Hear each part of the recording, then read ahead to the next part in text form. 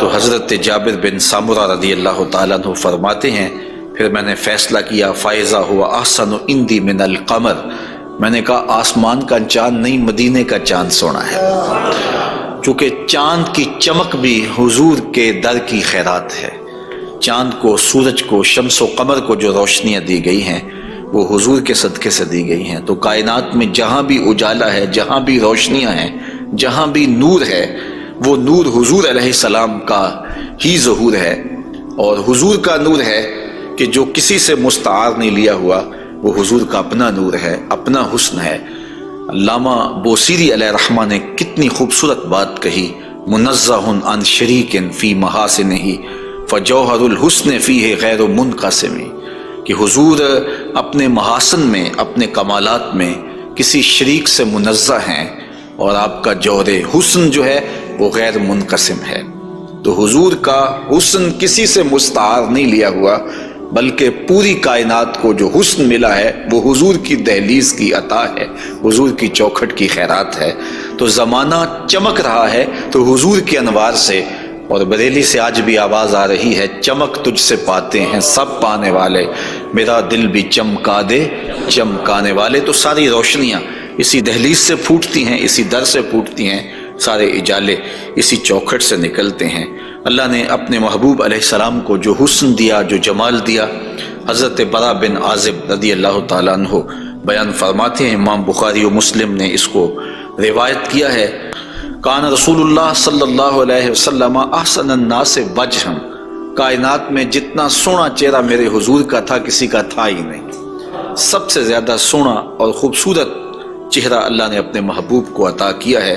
اور حضرت ابو ہریرہ رضی اللہ تعالی عنہ سے معروف روایت ہے، جس کو امام ترمذی نے اور باقی محدثین نے روایت کیا ہے، حضور فرماتے ہیں حضرت ابو ہریرہ، ما رأیت شیئا احسن من رسول اللہ صلی اللہ علیہ وسلم، میں نے حضور سے سونا کوئی دیکھا ہی نہیں۔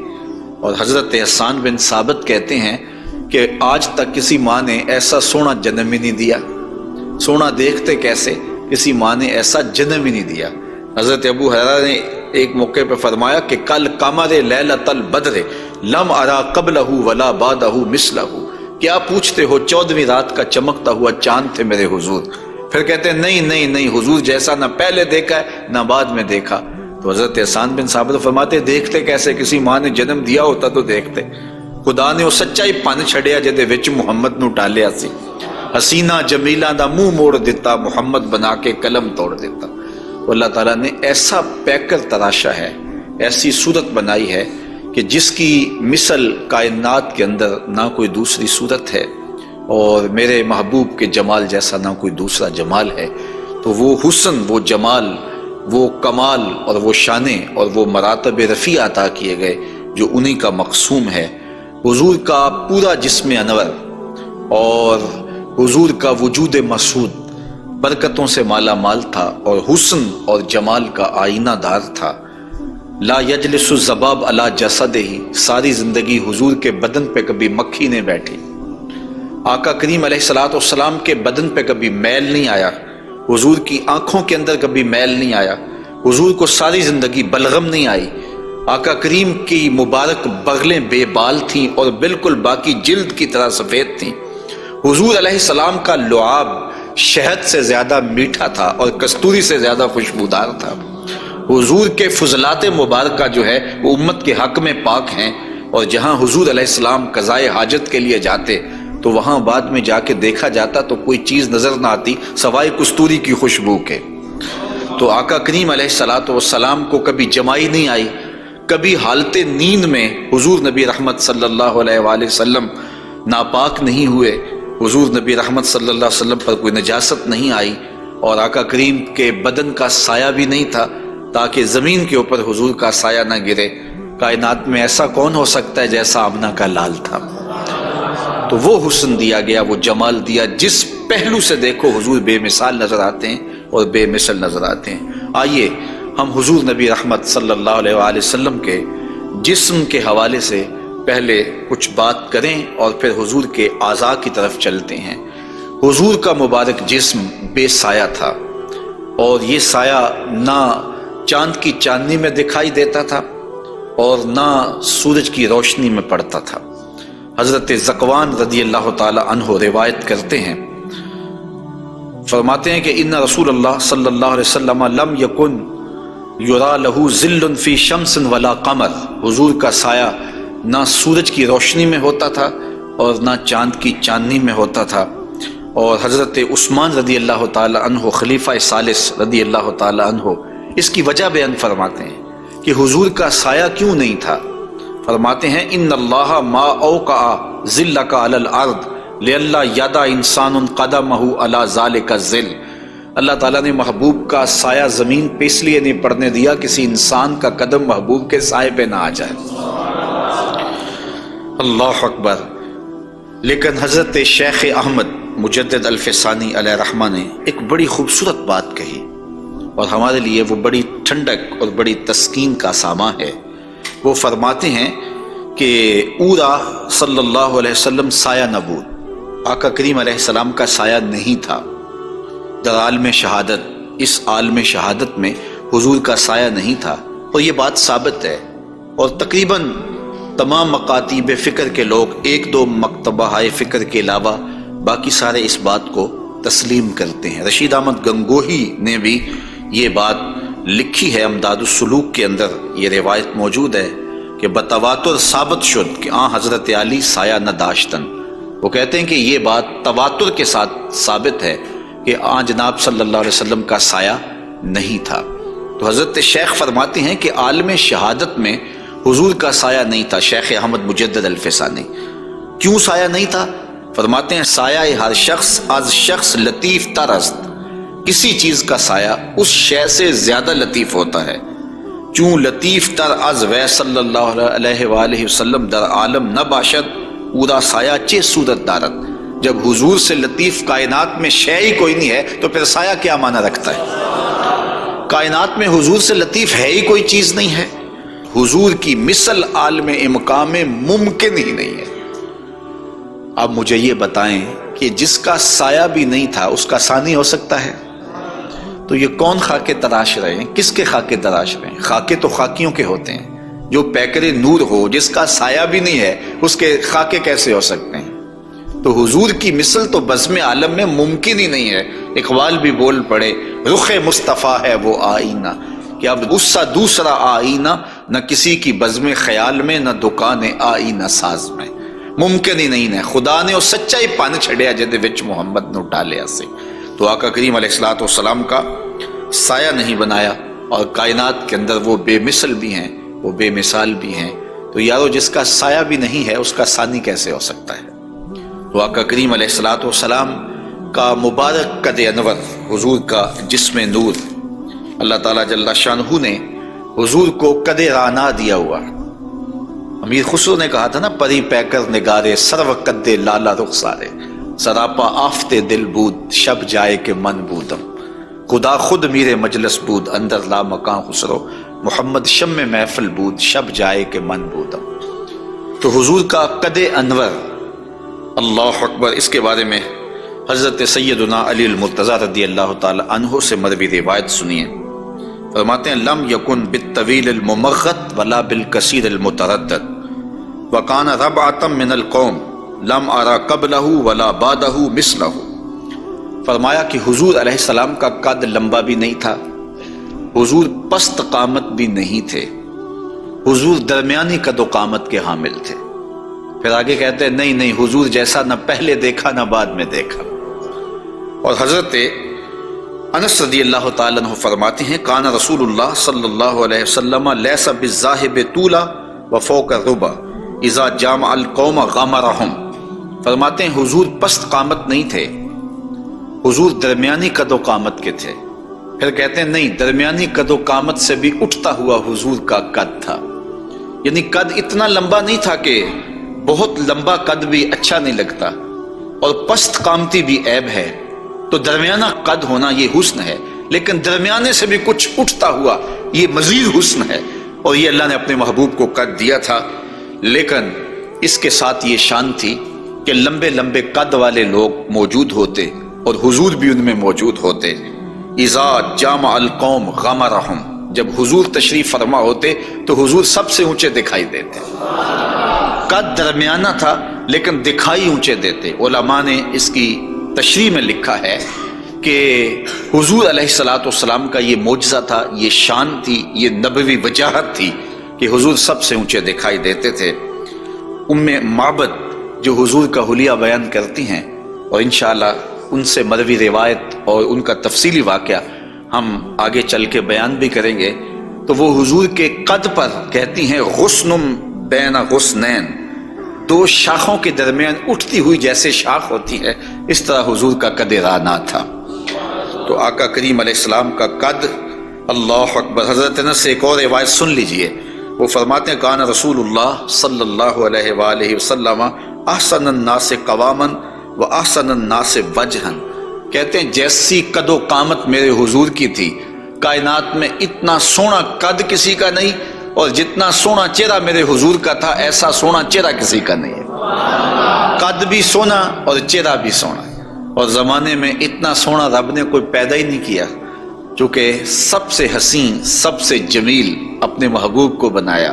لکھاں آئے لوگ زمانے تے محبوب خدا جیا کوئی نہیں، لکھاں سونے بن بن بیندے نے اودی خاکے پا جیا کوئی نہیں۔ جو حسن انہیں دیا، جو جمال انہیں دیا، وہ انہی کی خوبی ہے۔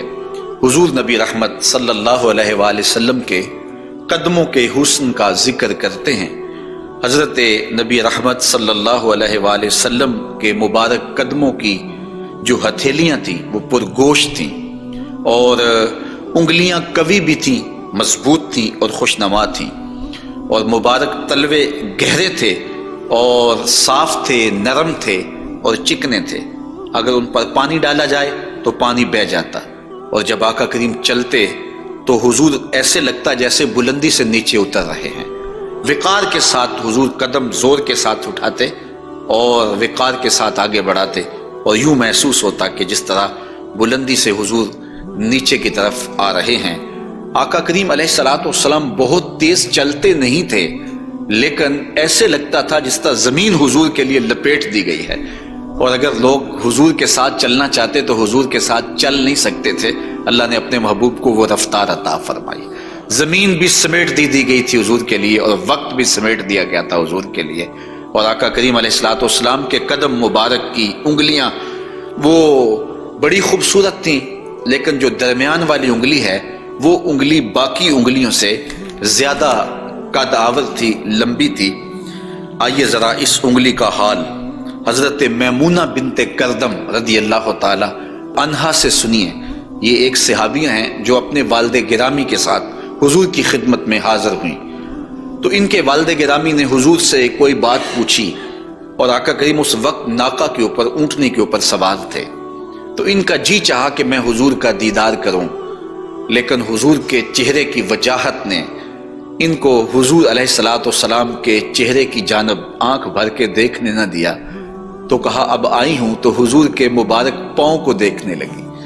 تو حضرت میمونہ بنت کردم فرماتی ہیں فما نسیتو فی ما نسیتو طول اصبع قدمہ السبابہ علی سائر اصابعہ، کہا مدت ہو گئی ہے میں نے حضور علیہ السلام کو دیکھا تھا، اور حضور کے مبارک پاؤں کی انگلیوں میں سے جو درمیان والی انگلی ہے، اس انگلی کا جو قد باقی انگلیوں سے تھوڑا سا لمبا تھا، آج تک میری آنکھوں سے وہ حسن نہیں ہٹتا ہے، وہ حسن ہی زائل نہیں ہوتا ہے۔ اب تک میری نگاہوں میں وہی جلوے ہیں کہ حضور علیہ السلام کی انگلی جو ہے وہ باقی انگلیوں کی نسبت جو ہے وہ زیادہ درمیان والی انگشت سبابہ جو تھی وہ زیادہ لمبائی میں تھی۔ تو حضرت میمونہ بنت کردم ابھی تک اس انگلی کے حسن میں کھوئی ہوئی ہیں۔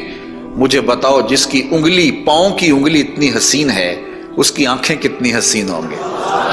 وہ کیا کسی نے کہا نا کہ قدموں میں جبیں کو رہنے دو، چہرے کا تصور مشکل ہے۔ قدموں پہ جبیں کو رہنے دو، چہرے کا تصور مشکل ہے۔ جب چاند سے بڑھ کر ایڑی ہے، رخسار کا عالم کیا ہوگا۔ یہ تو انگلی کا حسن ہے کہ میمونہ بنت کردم ساری زندگی یہی احساسہ ہے، لوگوں کو بتاتی ہیں کہ لوگوں میں نے حضور کی انگلی دیکھی ہوئی ہے۔ تو جس نے حضور کے قدم انور کی انگلی کی زیارت کی ہے وہ تو ناز کرے، اور پھر اس عائشہ صدیقہ محبوب کائنات کی قسمت پہ ناز نہ کریں جن کی آغوش میں حضور کا سر انور ہوتا تھا؟ تو حضرت میمونہ بنت کردم رضی اللہ تعالی عنہ فرماتی ہیں کہ میں ابھی تک اس انگلی کے جمال کو بھول نہیں پائی۔ آقا کریم علیہ الصلوۃ والسلام کے قدموں کے بارے میں آتا ہے کہ کان رسول اللہ صلی اللہ علیہ وسلم احسن البشر قدما، کائنات میں جتنے سونے قدم میرے حضور کے تھے اتنے سونے قدم بھی کسی کے نہیں تھے۔ حضرت انس اور حضرت ابو ہریرہ اور ہند بن ابی حالہ رضی اللہ تعالیٰ عنہ حضور کے قدموں کے بارے میں شسن القدمین، اور حضرت امام ترمذی نے مسیح القدمین کے لفظ بولے ہیں کہ نرم آپ کے قدم تھے، اور آپ کے قدم جو ہے وہ چمکدار تھے، روشن تھے، آپ کے قدم پرگوشت تھے، اور آپ کے مبارک پاؤں خوبصورت تھے۔